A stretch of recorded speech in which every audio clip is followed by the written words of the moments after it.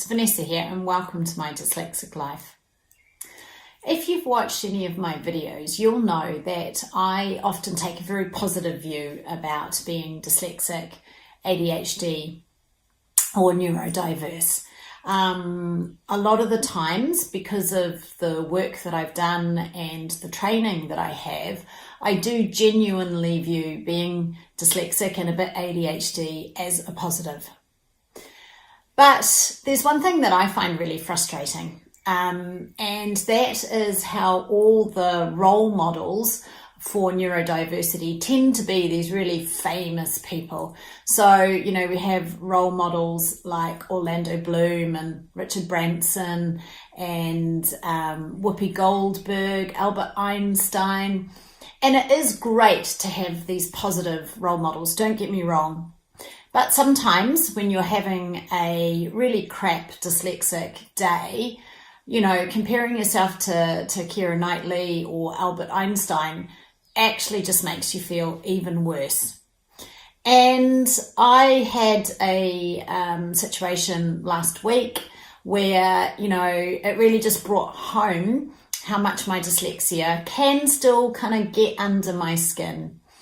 And it's about managing my time. And, you know, in my head, I had planned out my morning. Now, I had to be at a meeting at home and, you know, it was arranged for a certain time. It was arranged at 11:30.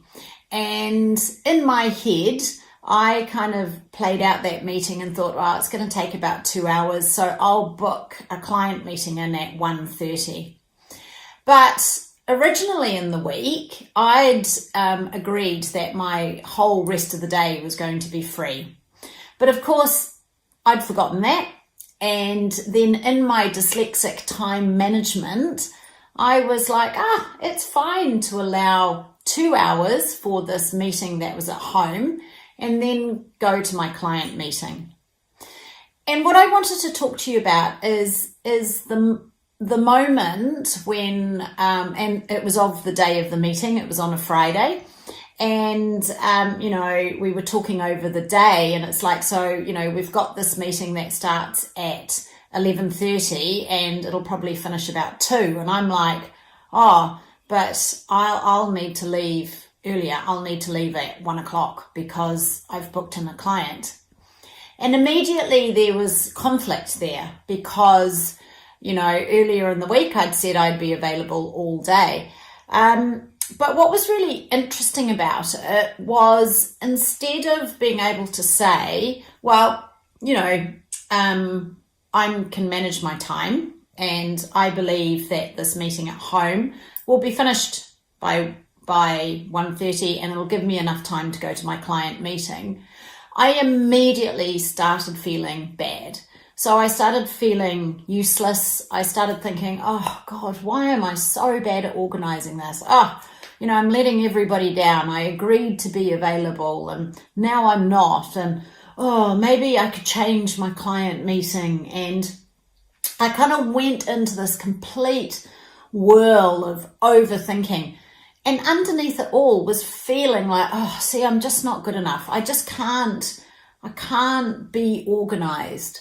Yeah, that was my immediate kind of feeling. And, you know, it didn't help that the other person was quite judgmental about it as well. You know, that doesn't help. But it was just interesting how quickly I went into that, oh my God, I'm so rubbish, I'm so stressed. How did I get myself into this situation? The difference now, I guess, is I was in that state probably for maybe 2 or 3 hours. And as it turned out, you know, the whole thing worked out. The home meeting was finished in more than enough time for me to go to my client meeting. So actually, in the end, it wasn't a big drama.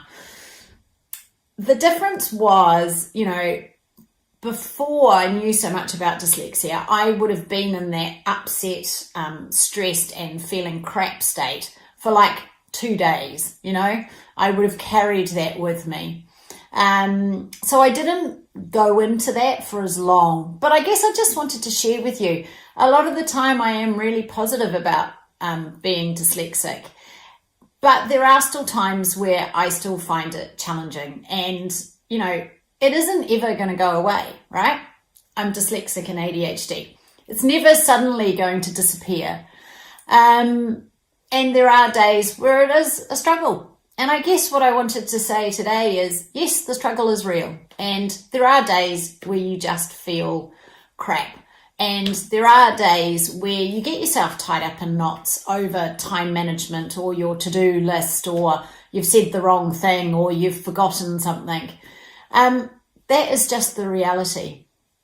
And, if you can find out more about your dyslexia or get to know yourself a bit better, sounds a bit naff, but it really is true. The more awareness and understanding you have about why you are the way you are and why you do these things, the better you are going to feel. So some days, yeah, absolutely. I love it that Keira Knightley and Albert Einstein and Richard Branson and everything are dyslexic, and it's all wonderful. And then other days, I just wanted you to know it is rubbish. It really feels like a burden that isn't fair. It really feels like something that, causes conflict or causes me stress. And that's okay. That's the reality of it. So I hope you've enjoyed this. I'll look forward to seeing you again. And thank you so much for watching. It really does mean a lot to me. See ya.